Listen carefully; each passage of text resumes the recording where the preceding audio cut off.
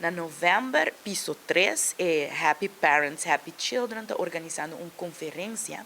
Eta dia 2 de novembro, chama Parenting, Co-Parenting de Harmony. Então, nós também está parte de um panel e nós compartilhamos com um tour nos data também. Agora, nós temos data desde 2020, nós estamos bezig está fazendo estudo que o efeito de divórcio e separação riba nós muito não. Nós temos data, nós temos data na VCBS, voor die directie voor Dijrat, etc. Dus nós nul meeting a começar na 2022, na 2020, sorry, e ainda está seguindo.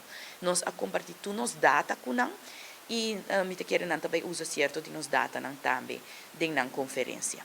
Último, nós vai escola também para botar corda, como avisava, com parte de nos onderzoek dat nós vai escola e nós vai just 3 middelbare school, dus escola secundário e nós aponta muito na opinião com na experiência e separação of divórcio de na maior não e também muito não com não a experiência essa também nós aponta não pergunta para se nós por comparar a população de quanto tá muito não que se passa de aqui e quanto não e nós estamos com maioria e não tem maioria isso não passa de divórcio.